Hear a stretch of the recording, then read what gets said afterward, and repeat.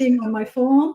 So thank you to all of you who may join us today. Today I have a new interview with David Smethurst, whom you can see on the screen.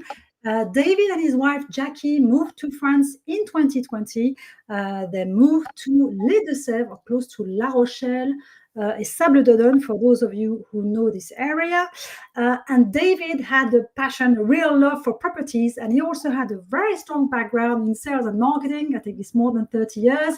And at the time, he said, okay, I'm ready to change my career.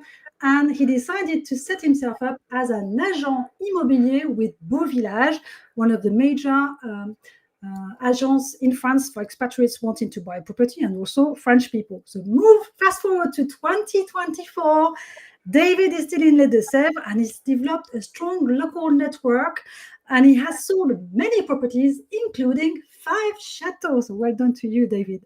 And today we're going to be talking about the market trends, the property market trends in France. For those of you who are thinking about buying, we're going to be looking to the impact of those trends for property buyers. David will be sharing 6 tips for you if you want to buy a property in 2024, 2025. And we'll also go through the process, the actual process of buying a property, so you know what to expect. And in the second part of the interview, we'll actually talk about David's experience when he set up his business as an agent immobilier, and we'll talk about what is it like to actually work as an agent immobilier in France. So for those who don't know me, I'm Valérie Aston. I'm the founder of Start Business in France and help expatriates prepare, create, and manage their first business in France so they can focus more on developing this activity and enjoying their new lifestyle. So, David, thank you so much for coming today. I know you had to rush in from a visit to be on time to today, so double thank you. For those watching us who don't know you, could you please introduce yourself? Tell us where you came from, why you went to Les Deux-Sèvres, and talk about your activity. Okay, so I'm David Smethurst, and my background, as Valerie said, I have a sales and marketing background actually in technology for many years, but I've also had a lifelong interest in property.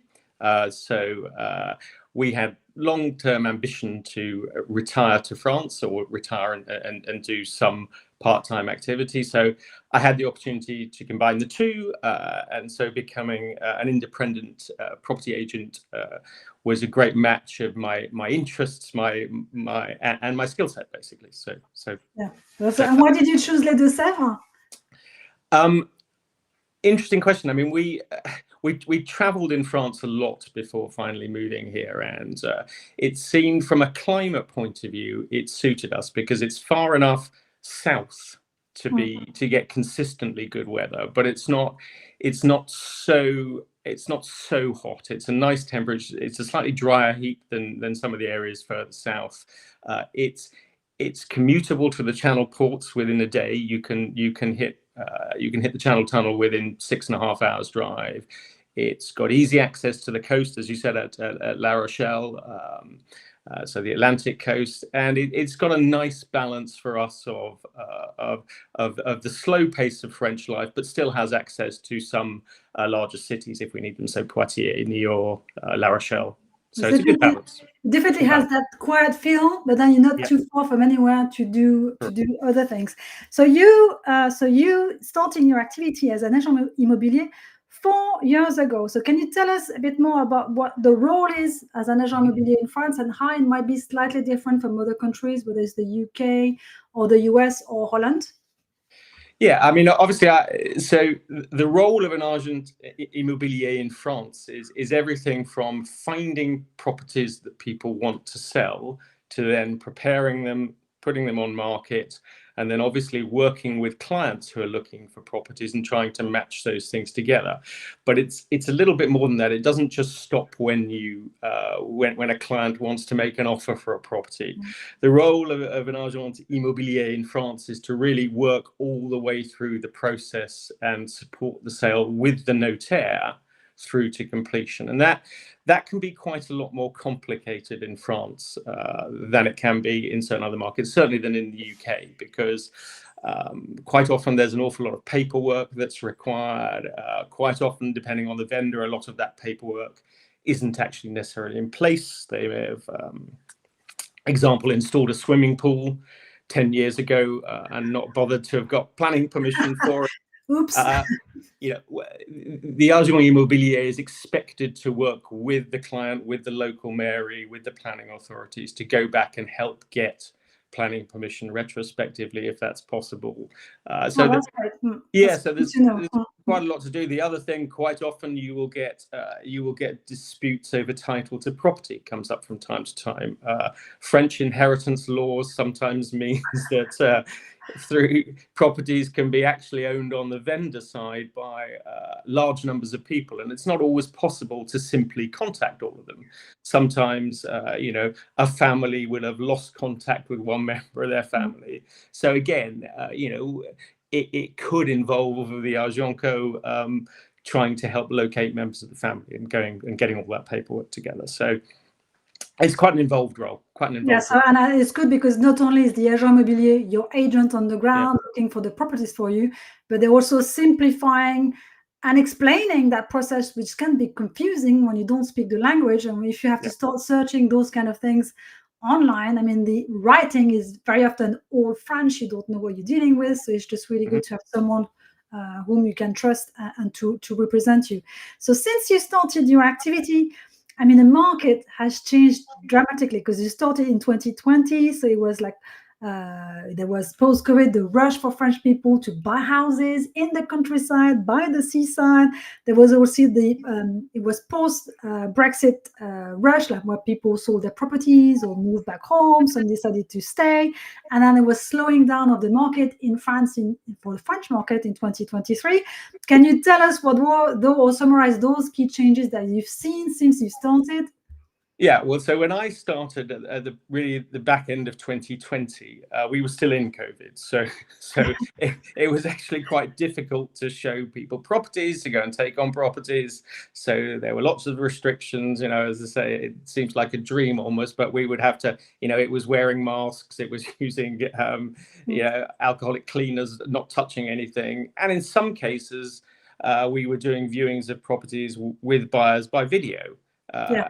And in some cases, properties were being bought without the client ever actually setting foot in France. There was quite a few of those. French people buying properties without visiting.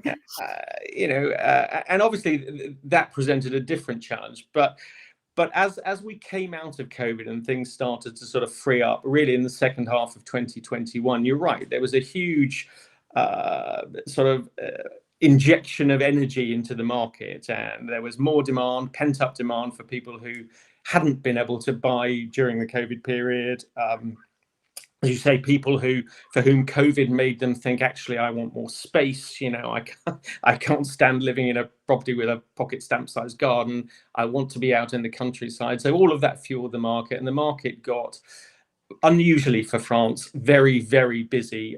Prices started to rise a little bit. And again, you know, property prices in France don't tend to rise that quickly. So it doesn't behave like an English market. You know, the French market is not a market that you buy property and to speculate typically. So that happened all the way through 2021, the back end of, in 2022. It was really what you would call basically a seller's market. If your property was in reasonable condition and it was correctly priced in the market, you should be able to sell it fairly quickly. But as all things, markets are cyclical. You know, suddenly in really the spring of 2023, we started to notice that demand was starting to fall off. Properties were starting to move much more slowly, and the market has been in, you know, a typical slowdown since that period.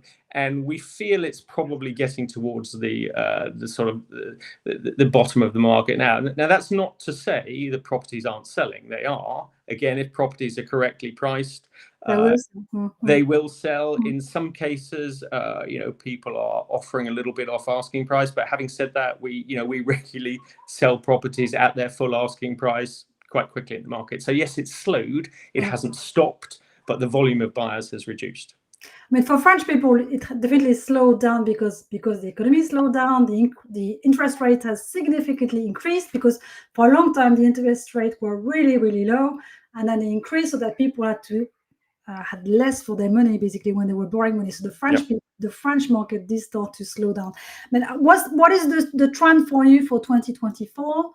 What do you see happening? Okay, so I don't have a crystal ball, but I think again we're not seeing a dramatic reduction in property prices. What we are seeing is just a slower, I would say, a more normal French market. Normal. Yeah. So we're visitor numbers are projected, or sort of viewing numbers are projected to start to rise towards the back end of the year as interest rate rises start to unwind a little bit for the domestic French market. The same is actually true in most European markets. It's not just the French market where borrowing costs have gone up. They've gone up across Europe, and they're starting to unwind now, whether that's in the UK, in the Low Countries, so Benelux, Holland, etc., and again in the German market, because we see buyers from all of those countries are actually active in the French market. So historically, yes, British buyers were the main buyers, overseas buyers of property in France, but Brexit, as it's now worked its way through, had a big impact on that, and actually British buyers are probably down somewhere around 30%. From their peak back in 2014, 2015 in terms of numbers, but that overseas demand has been replaced by Belgian buyers, who are now the largest second or non-French buyers of property. There in this part of France, there are significant numbers of German buyers, Swiss buyers, Austrians, Scandinavians, and some more far-flung, so from the United States, from Australia, and New Zealand. So again, property always represents, compared to most domestic marketplaces, it represents good value for most European country buyers. So it's interesting to see that some nationalities are coming more often. I mean, definitely for the area where I live in Normandy, we used to have lots of British buyers, Dutch, and a few Belgium, because we're not so far, and because it's more complicated for English citizens to come to France, so you make a bigger decision as to do you come as a visitor, but then you have to have some restrictions, or do you do a full move and go for the visa? I think it has slowed things down, but I can see a parallel with businesses. For instance, when I registered businesses, there was a slowdown, there was a rush pre and post Brexit of people getting in the system, and then it slowed down because people realized how tougher it was to actually do. And now we've passed that. People say, well, that's just part of the process. Let's accept it. Let's prepare for it. It's going to take longer, but let's do it. And it's probably the same with houses. Okay, well, actually, we still want to go to France. It's just going to be a bigger project, or we also have to have an activity, or we just stay as retiree or visitors, but let's make it happen. It just takes a bit longer. So that's the trends that you're saying. Basically, it's changing the type of nationality that are coming. And what would you say? So that people are going to have to take notes now. What would you say are the six? You mentioned to me 6 tips that people give to someone wanting to buy a property in France. What are those tips? Okay, so these are not necessarily in order of importance, but the first thing is to think very carefully about the sort of property that actually is going to be practical for you to buy. And that may seem like an obvious thing to say, but unfortunately, we do get quite a few people that have purchased in France, particularly people that have come over here to live, who 3 or 4 years down the line decide that actually some of the key criteria that they set were not maybe as well thought through as they might have been. Now, it's not a problem, one can always move, but remember there's always a cost involved in moving. So if you can think through that beforehand, it's obviously going to be a more sensible thing to do. So some of the classic mistakes are people always overestimate how much land they want, for example. It may seem great to have a place with 2, 3, 4 hectares of land. So in English terms, that's maybe 8, 10 acres of land. Great, but who's going to look after all of that? Who's going to mow that long? And bear in mind, land is not expensive in France, so it's quite easy to overpay if you're coming from a market where land is scarce. You think you're buying, you know, a property with a large amount of land, so that adds greatly to the value. It really doesn't.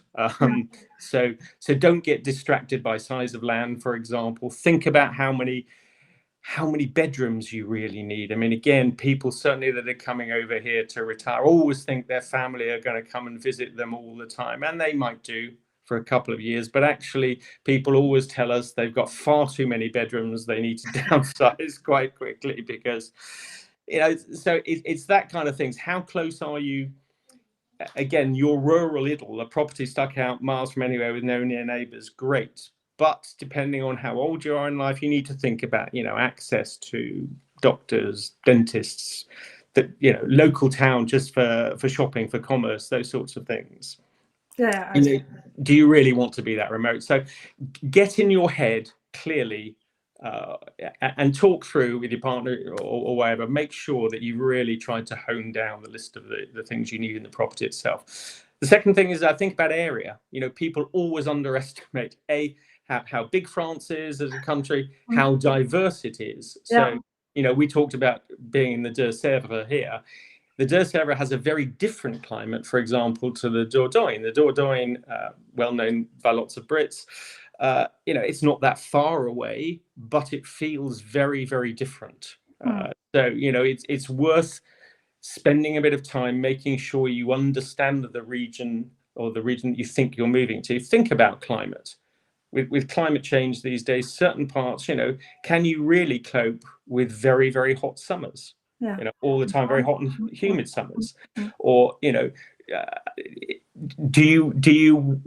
is it important to you to be in an area that's very sunny? Then, you know, different regions behave differently. So it's worth sort of checking out the geographical area. And seeing probably that region between summer and winter, because sometimes you come summer and say, oh, that's lovely, Dordogne is beautiful, and you come back in winter, there's no one, the shops are closed, and it's just not so, well, Dordogne is not the same, but some areas is like in the winter, it's just not nice to live. So for instance, you look at the south of Brittany, so you have Vannes, which is lovely, but all that area, there's loads of second homes, so it's like boistering in summer with French people, and in the winter, there's just nothing, no restaurant, no neighbors, and it doesn't feel very nice to live. So going to visit several areas probably is a good idea.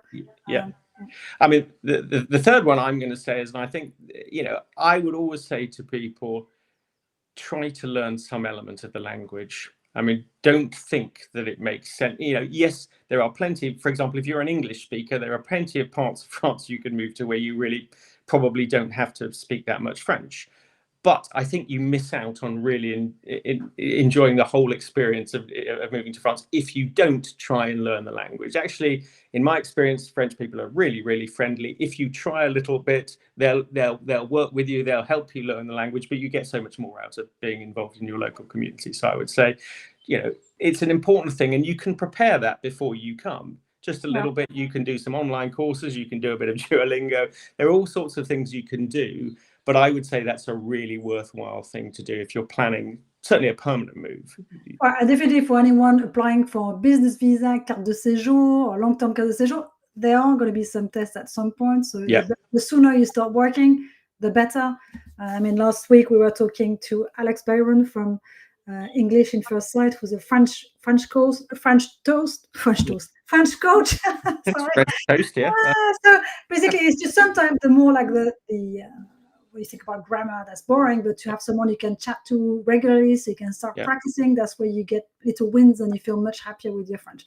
And you're different because you are already bilingual in French. When you moved to France, your French was already impeccable. I mean, I remember some of the emails you and your wife, Jackie, sent to me. I'm thinking, wow, spot on, really high level French. I said, well, that's definitely someone you could trust with dealing with your notaire, because the French was just really very good in terms of du français assez renforcé en termes de vocabulaire. So it was really good. And you also speak German, so it does help for your. But I think it's important. You don't have to be fluent. You know, sure. But I think you need to try. Yeah. The next one. I was going to say the next one is obviously budget. It's a big one.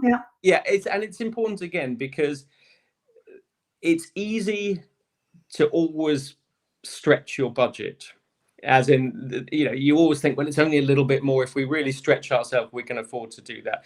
But it depends a little on the type of property you're buying, but people always underestimate the running costs of buying a property in France. Because if you're buying a beautiful old stone home with one of those lovely tiled roofs, you know, they will require maintaining. Those tiled roofs on average will probably have a lifespan of 25 to 30 years.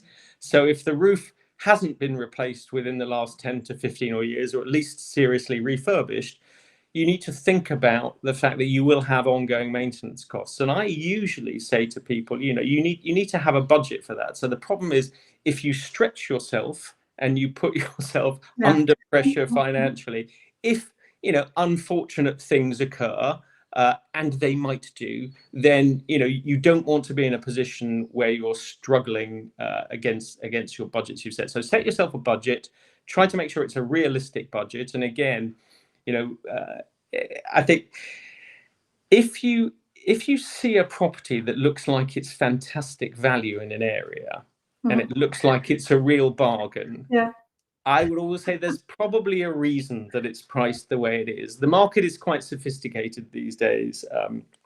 There are agents like myself. There are lots of online portals. If a property looks like it's 25% under market value, there's probably a problem with that property, and that's being reflected in the price. So just be cautious with your budget. Is it realistic for the area? Again, you know, if you have 350,000 euros to spend, don't think that you're going to be able to buy a 4-bedroom villa, you know, on the Mediterranean coast. You're clearly not. And if you were to see one, there's going to be a problem with it, because that's not what 4-bedroom villas on the Mediterranean coast cost. So just be realistic with your budget. Talk to your agent, whoever that is, about, you know, just making sure that you do have a realistic budget in terms of so that's, I suppose that's part of your initial research, where you say, okay, you look at several sites like Beaux Villages and French sites, see what there is in the area that you like, so you get first idea, do your budget on this, saving some money for maintenance. Then when you speak to your agent, you can also say, okay, does that sound appropriate to you compared to the total cost of maintenance? If we work with builders and so on locally, is that the same cost? So you can adjust it and know what to expect. And an agent immobilier would also spot things that are missing or wrong, I guess, in the contract, which you may not so easily see if you don't read the contract, which you read later on. Well, the agent immobilier should do that. I mean, the agent immobilier. But for the owners, when you buy a house, there's just that many pages to sign, and written in all French. That's why I call it all French. It's just very hard to decipher any of this, because it's pretty intense. Okay, so that was 4. I mean, the other one I would say is, you know, if you're seriously coming over to look for a property and planning to buy a property, if you possibly can, make sure you're what we call proceedable. In other words, that if you see a property you like, that you're in a position to actually go ahead and buy that property. Because if you want to be taken seriously, and in many cases, vendors won't even consider an offer from somebody that still has a property to sell, or hasn't, you know, clearly got a pre-approved mortgage, or doesn't have the funds in their account. So think about, you know, are you actually at the right stage? Have you lined up your finances such that if you see that coup de coeur, that perfect property, that you can go ahead and make an offer? Because, you know, the worst case scenario is you see the perfect property, you're not in a position to move, you can't acquire that property, and then somehow everything else you see after that never quite matches up to that property. So, you know, if you can, it's not always possible, but at least, again, I would say, be honest with your agent about that, because don't try and say, and we do get this, you know, clients say, oh yes, I'm a cash buyer, I'm immediately proceedable. It's only going to cause problems, and it breaks down trust. If it turns out you're not actually proceedable, then your vendor and your agent is, you know, going to lose trust in you as everybody's going to be cross. You're going to be annoyed with yourself because you can't sign up, and then you might have lost the good agents or get cross with it. So it's like, if you come over to do the research and tell yourself, I can't buy, I'm not ready. So it's just research, seeing what I get for my money. And at least if you see a couple of agents, then they can start looking for you, knowing that at least they'll be able to say with you the type of property that fits your requirements, probably get a clearer vision of what you can afford, Yep. and then come back. As that's what you said, there's a sort of seasonality where people come and visit France in the summer, but they're more like window shopping, checking what you get for your money, having a look. But the proper buyers are usually coming back in the winter more to focus on the purchase itself, but with the finances ready. So there's the budget, and then the finances being actually in a position to be able In to place. transfer money. Yeah. Flexibility. And then the final one, and I think this plays more into sort of your area, Valerie, if you like, it's more about making sure that you've thought through all the other things which might stop you being able to move to France. I mean, it's very rare, but we do get situations where people make an offer on a house. They even go as far as paying their deposit, but they haven't actually made sure, can they get a visa?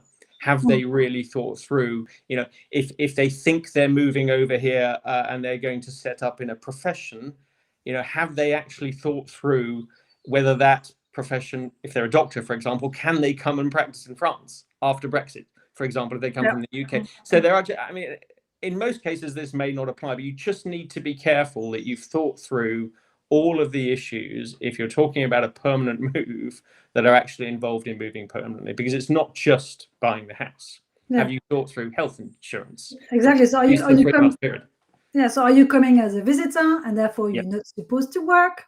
Are you coming as a retiree and you show your savings as a retiree? Do you actually plan to work? But as you said, which kind of work you probably will need a visa, you need to apply for this. And sometimes I was saying there's a bit like the chicken and egg conundrum. Do I buy a house first or do I do business first?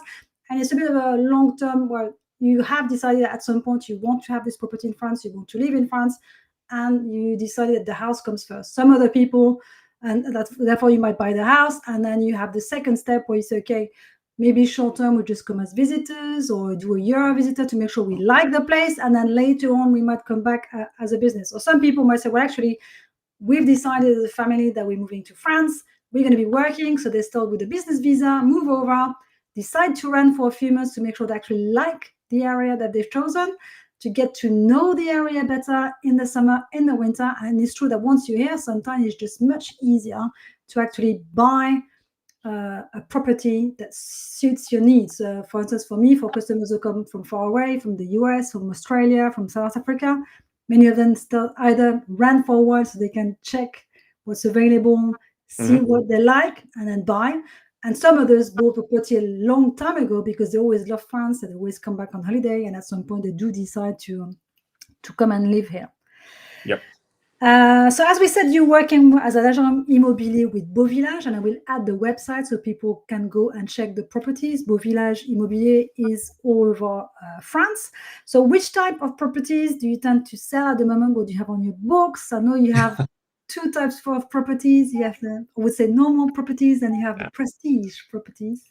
Yeah, so we so Beaux Villages is part of the Savills network of companies, and basically it's on the Savills side that you tend to get the prestige properties, but I'll come back to that in a minute. But generally, our mainstream business is still selling everything really from small lock-up and leave, as we would call them, typical holiday homes or second homes, right through to larger gîte complexes where people are coming to look to run and set up holiday type businesses. And those will typically, for us in my part of France, your price ranges starts at around about, well, it can start as low as about 100,000 euros and will go up to about 600,000-700,000 euros, and that's the sort of mainstream business. And again, a Beaux Villages client, it tends to be less sort of city properties. We're not very active in city centres. Where we are active, as the name implies, is in the beautiful villages of France. Yeah, so it tends to be rural, semi-rural properties, and it tends to be our buyer tends to be somebody that's buying the dream, the quintessentially French stone house, the regional property, that sort of thing. So that's our mainstream business. But at the upper end, yes, we do have, actually probably one of the stronger parts of the market at the moment is the prestige property. So that's typically it may be large, very large manoir or chateau, and those, they can range from usually from 750,000 up to, we have chateau on the market at 30 million euros. So it just depends, depends on what they are and where they are and how much. Definitely set a budget for restoration for the chateau, because the people at work. The same thing if you buy a chateau. I was talking to Carol and Stephen Cole from Sarah and Stephen Cole from Manor and Maker, who bought a chateau in France a few years ago. And as part of the criteria, it's like no moat. The chateau needs to be in a fairly good condition, so it's more like painting and decorating and finishing off, but then have huge roofs and structural work. So same thing is to set your expectations as to what you want, which kind of property you need for your chateau. So what's interesting, now you've told us the information about really the tips that we need to pay attention to. Let's say that we found that dream property in an area that we like and it fits in our budget. What is the process, the actual process of buying a house in France? How does it work? How does it work? Okay, well, so you found your dream home, obviously working with your agent. You've realized that it's broadly within budget and you want to make an offer for your property. So then the first thing your agent, if they're doing their job, would do is ask you for some sort of proof of funds, to show that you're in actually a position to make an offer for the property. And that might be that you've got a property for sale in another country, but you've signed a contract or a preliminary contract to sale on that property. It may be that you have a pre-approved loan, or best case, it's that you're fortunate enough to have all that money sitting just waiting for your purchase in your bank account.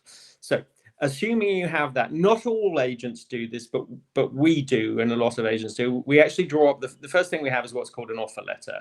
It's not technically a legally binding document, but what it's designed to do is quickly and simply clarify for both the buyer and seller exactly what's involved in the purchase, because it might be, so it's this property, a brief description, it's with this amount of land, and it includes, the range cooker and the ride-on lawnmower is included in the price, or whatever else you've negotiated, so that there isn't any confusion. And it clearly states how the purchase is being funded and gives an idea of timescales for the overall purchase. And that can be signed usually within 24 hours of having made your offer, having negotiated it, which your agent, again, should do on your behalf if there's a bit of back and forward to arrive at the price. And then you will draw up an offer letter, which you sign. The process then is, the first legal step is what's called the compromis de vente. And the compromis de vente is, in the English market, that's exchange of contracts. And that's really where the bulk of the legal work is done. So the compromis de vente, again, looks to specifically define the designation de bien, which is the legal description of the property. How many bedrooms are there? How many bathrooms are there? What are the plots of land? What are the cadastral plots? What's the surface area of all of those? The compromis de vente is quite a lengthy document. It will have in it whether any rights of way, etc., over the property. It will also have in France the diagnostics and the DPE. Now, in France, before you can sign a compromis de vente, the vendor has to have done a full set of diagnostics. Now, don't confuse that with a survey, because it's not a structural survey. It doesn't comment on the, how solid the structure is. What it looks at, it varies a little bit by area, but the DPE is the Energy Performance Certificate. So in French law, and again, it's the same in most European countries, it rates a property's performance on a scale from A to G in terms of energy consumption and energy emissions.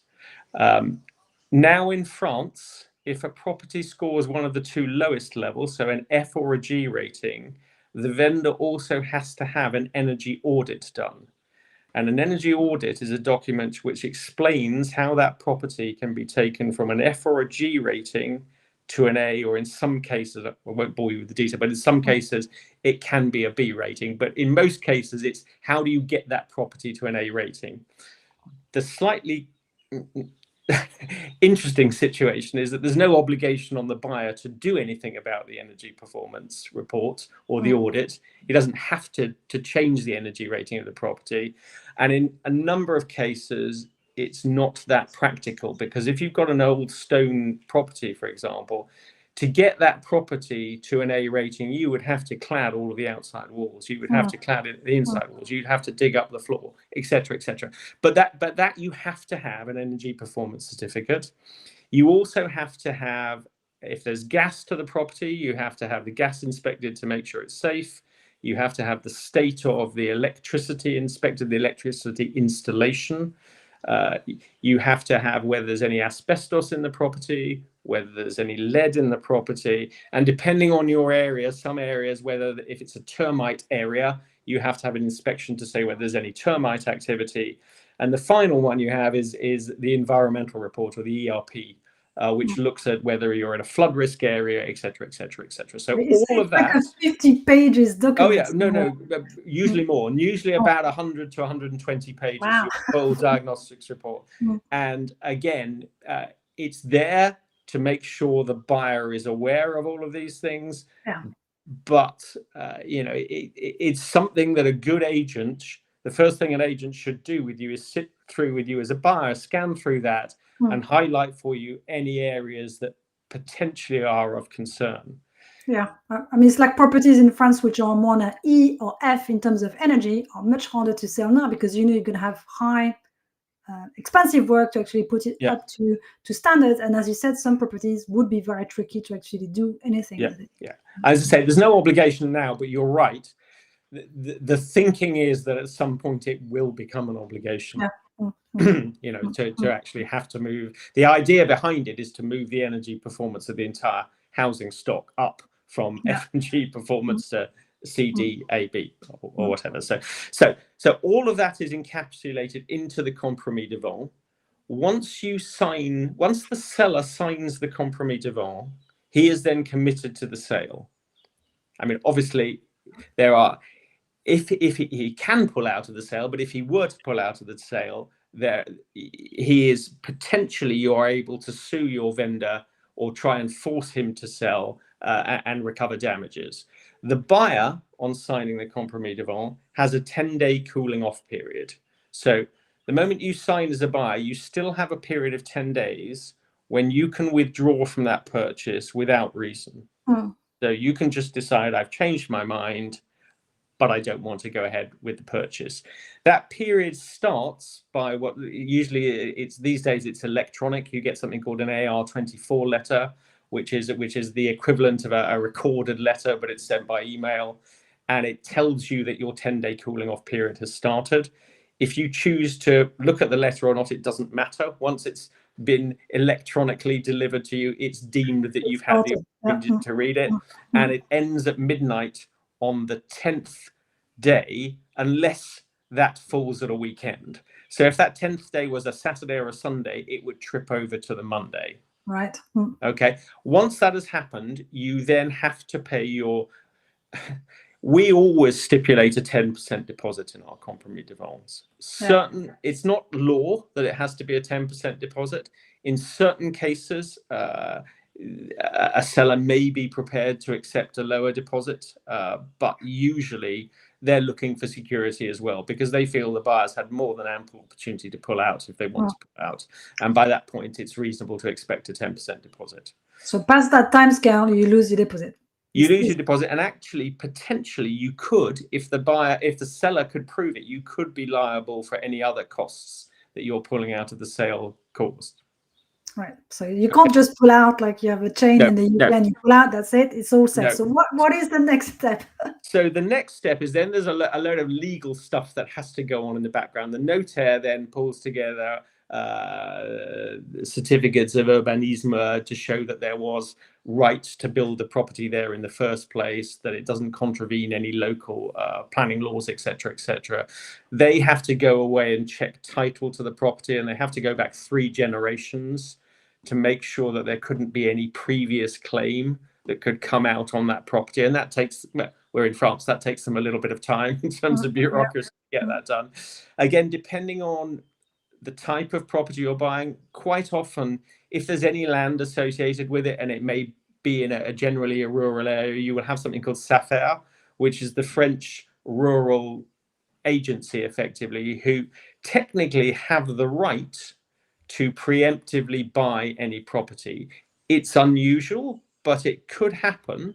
If you were buying a property with 50 hectares of land, that SAFER may have a farmer registered on their books who's looking for a property with 50 hectares of land, and they can say, no, Mr. and Mrs. Jones, you can't buy that property. Our farmer is going to buy it. He's going to pay the vendor the same price. And in that unfortunate circumstance, there's nothing you could do as a buyer, because SAFER have a preemptive right to buy that property. But it's very, very, very rare that would happen. And we would, again, it's the sort of thing, as a good agent, you would flag to your buyer, look, there is a risk of this. Just be aware of it. But putting that to one side, all of that process usually takes about 8 to 10 weeks. So 8 to 10 weeks after your compromis de vente is signed, the final stage of the process is what's called the acte de vente. Now, the acte de vente, there shouldn't be anything new that comes up at the acte de vente. The acte de vente is simply about you making sure that you have paid the full amount of the purchase price to your vendor. You also have to pay the French government for land registry fees. You have to pay the notaires charges. And depending on the price of the property, there's a sliding scale that can vary between about 6 and as much as 12%. Obviously, the less expensive the property, the higher percentage-wise the notaires fees and the land registry charges are. The notaires fees are actually, the notaire himself gets a relatively small piece of the pie.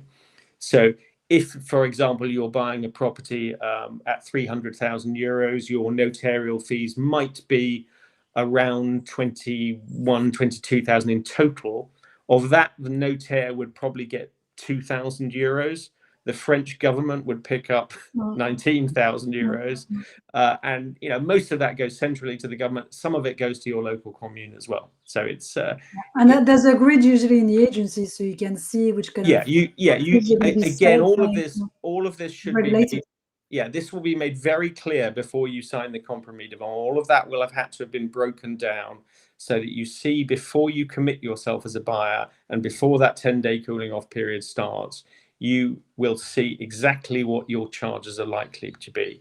The only thing I'd bring in at that point is another thing to be careful of. If you're buying from outside the Eurozone, be careful to think about currency fluctuation and whether you want to fix currency rates, because again, that can be a nasty surprise. If you think you are basing it on a certain rate and the pound, euro, or whatever moves, then you can be short thousands of pounds on the final day.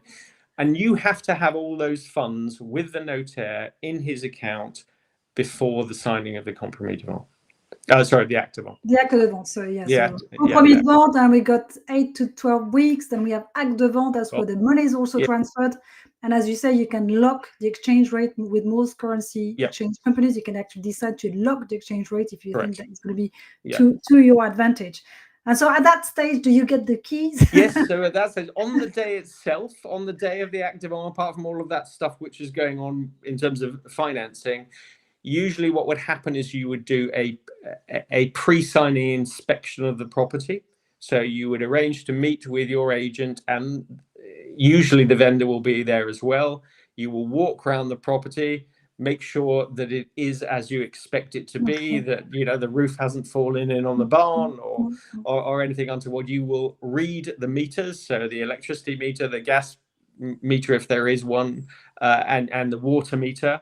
Photos will be taken of those meters so that when you go to open your account, you have a meter reading, and the buyer has and the vendor has the same reading when he goes to close his account. Once all of that is done, you then all go to the notaire. and you sit there while the notaire reads through the activant. They actually read the whole thing, don't they? It just takes They do forever. read the whole thing. They do tend to go through it fairly quickly because, as I said, there shouldn't be anything new really in the activant that hasn't been covered in the compromis devant. The compromis devant is much more important in terms of needing to pay attention and understand what you're signing up to. In the activant, they will just confirm that they've done all the checks, is usually what they do. They'll confirm that they have the name and address of the buyers correct, etc., etc. They'll ask you if you want to read through all of the diagnostics again. Most buyers will honestly say no.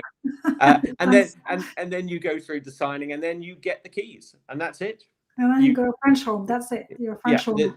You need to also you should make sure that you have a certificate of insurance for the property, which is valid on the day of signing, because it's a legal requirement that the property is insured.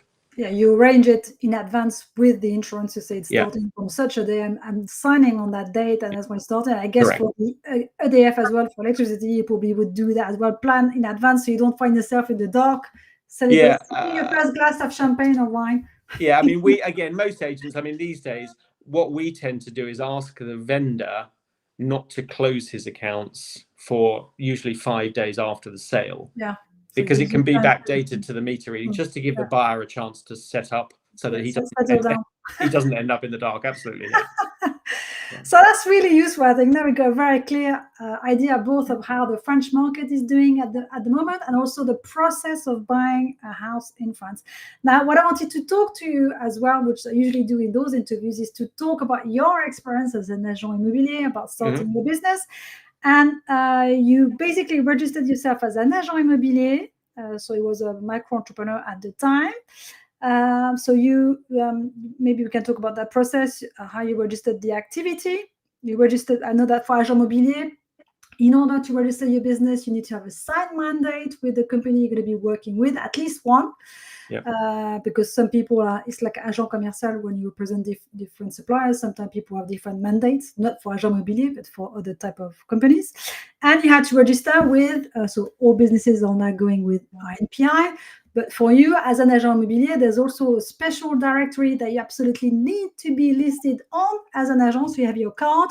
And I know that in France, in the past, agents immobilier are very competitive with each other, and if they see somebody new without being listed on that special directory, they won't be very friendly. But basically, you have to be listed with Registre Spécial des Agents Immobiliers, called RSAC, and it's with grève du tribunal, so there's quite a bit of paperwork to be done. So tell us a bit about your experience when you registered your activity. Well, fortunately for me, between you did some of it for me, Valerie, if you remember, and the other part, Beaux Villages, and the larger agencies will do this. They have a department who did all of that registration for me. Effectively, they wrote in and registered everything with the greffe. Then they used the process, so they basically had all the documents ready for you. And I think at the time, you registered before, because now we have ANPR, which is the central procedure. We can't go direct to grève du tribunal. Now it's not. Okay. At the time you did register 2020, we could, but now we have to go through NPI, upload all the documents, and then they pass it on to grève du tribunal, and that's where grève goes back to give me all the right documents of what I want. And I think where you were, your location, they were very very particular what they wanted. And I think what happened as well is that you created your activity, and in a couple of months you bought a new house. So we moved over the border from the Charente into the Deux-Sèvres, geographically not very far, 30 kilometers away, but I don't think either you or I, or actually anybody at Beaux Villages, had appreciated that they would say, no, you can't transfer from Elsac Angoulême to Elsac Niort without deregistering and starting the whole process again. So exactly. There was a surprise where basically grève du tribunal said, no, your sole trader is based per department, we can transfer it. You close it down and you restart. You think, gosh, that was a lot of work to restart again. So that was a bit of a funny one. I mean, fortunately, as I say, that was actually during the period when COVID restrictions were going on. So actually, from my point of view, it wasn't too much of an issue. And you know, starting it out as an AGCO or agent commercial, as you know, it's really about building your network. So for me, a lot of that was actually, you know, having some leaflets created to start to say, I'm here, because I was really starting a new area for Beaux Villages. We weren't in the De Sèvres historically. We've been sort of moving further north as we go along. And so it was really just trying to get awareness out. So I spent a lot of time walking around the local villages, literally putting leaflets. Yeah, and stopping and talking to people and getting to know my local artisans. All of the network that you mentioned in the introduction, which is actually very important.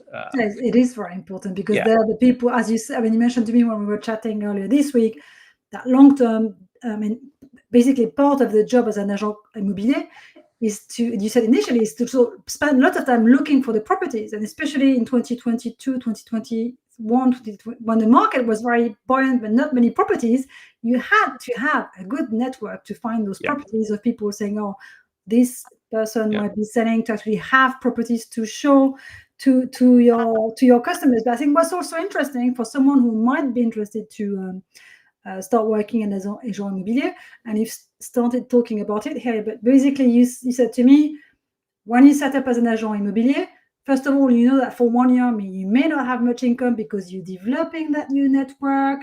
If you do a sale, we saw that it can take more than 3 months before the sale is made, and it takes longer to get your commission. So so you have to support yourself for that bit, and also for that time, you're going to be incurring quite a few expenses. So that's what you're saying, is make sure you have enough to cover for both. Yeah, I mean, I you know, it sounds like, and it is. I love doing this job. I think it's fantastic for me, you know, but people often underestimate how much work is involved and how long the lead time is. Now, as I say, my background is sales and marketing. So for me, going out and prospecting and building businesses, I've done before with in selling lots of different kinds of products. So that to me is something I was very used to, and therefore I knew one of the first questions when I joined Beaux Villages was to understand how long the sales process was, and it was immediately clear to me. I unless I was extremely lucky, the chances of me generating any revenue for 12 months were probably very low. And I was going to have costs during that period. You know, you need to have a reliable vehicle because you're traveling around, you're expending costs on petrol, you know, you have to have insurances, professional insurances. There are costs. So it's, you know, you need to make sure you've thought that through before it's something. So you need that cushion, and basically, you know that for 1 year you have to cover for yourself and your expenses. And also, quite often for people who actually become agent immobilier, they may not have an experience. It might be their first time, so the learning curve is going to be a bit hard. I mean, you had experience in sales, so you were confident, but some people, it's a steep learning curve, so make sure you have those funds. And I think one thing that was interesting as well is you mentioned to me, agent immobilier actually works really well with someone who might have another activity like a gîte business, because there's a sort of complementary in terms of seasonality and having some income. So maybe you can tell us. Yeah, I mean, I have a number of colleagues who successfully combine running gîtes, or in some cases running cafes or other adventure holiday type businesses, with being an agent co, because the time of the year when you're usually busy with your gîtes, so let's say July, August, that the high season, is actually a time of the year when it's not a peak time of the year for actually serious buyers looking to buy property. The peak time of the year for serious buyers tends to be, I would say, early March in the market through to probably the middle of June, and then again from mid-September, October timeframe. So that it's quite complementary for the two businesses to run together. And also, quite a lot of people that are running gîtes, they will have clients that are doing the early stages of their research, so they're coming to look at they might like in France by deciding to stay in the gîte for a couple of weeks. Or, you know, exactly. So there is a sort of a crossover there, and if you're if you're seeing it as a complementary revenue stream to be an agent co with your gîtes, that can work quite well. And I know a number of people that do that and have done that for a number of years, and for them it works very well.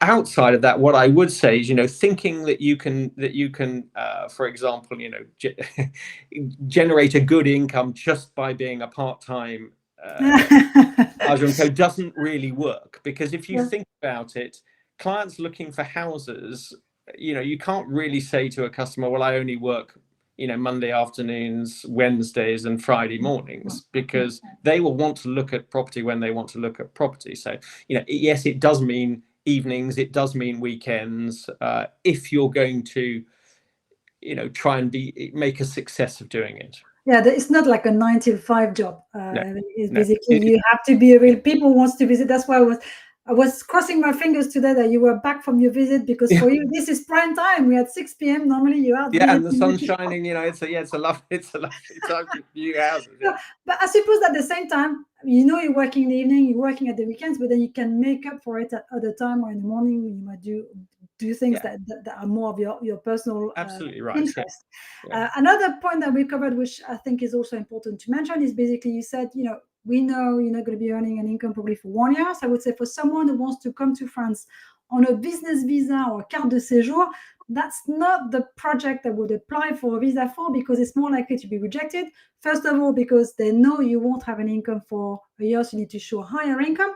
And also the market is a bit tricky at the minute, so they might say, well, it doesn't sound like the best time. So maybe you think about a two-step project, like you have this first project with the gîte or retreats or stays, and say in your plan that in the second year, you also look at becoming an agent immobilier. Or maybe I would say even don't mention it, because as soon as you say agent immobilier, they're going to say, okay, where's the mandate? Where's the... Yeah, exactly. So have maybe a two-step project in that case, have a short-term project that is going to generate some income. And once you're here and you've settled down, then you can add the agent immobilier as your secondary activity. So it's like one of those where you make it easier for yourself. Don't go for a complex project. David was lucky enough to arrive before we had the titre de séjour for British people. Yes. So it's part of knowing the visa requirements, so you've got no bad surprises. I said earlier in the interview that you've managed to sell 5 chateaux in 4 years. Bravo, David, là, c'est vraiment super. Merci. So what is... Well, I didn't know there were that many chateaux for sale in the Deux-Sèvres. Maybe they're not all they're not all in the Deux-Sèvres. I mean, right. So when you're at the prestige end of the market, it operates very differently, because what typically happens, you will build a relationship with an individual. They're looking long term and they have very specific requirements. So although they may be allocated to me in 3 of those 5 cases, it's because they're German speakers, so they wanted to speak to somebody they could speak to in their native language. Right. And then actually those chateaux were nowhere near my area. One of them was down near Carcassonne, the other one was in Montflantin. The other one actually was in the Deux-Sèvres, and so 3 of them have been in the Deux-Sèvres, but 2 of them haven't. But and as we said, is when you look for a chateau, you're not going to cram in the visits of chateau. When you've done one and it's taking you 2 to 3 hours to visit, that's you done for a couple of days, because you want to settle down, think about the property, whether you like it. There's more things to be thinking about. So David, I think we're coming to the end of this interview. Thank you so much for joining. What are your projects? Which projects do you have in the pipeline? I mean, I suppose it's summer, so for you it's going to be taking loads of property in, or?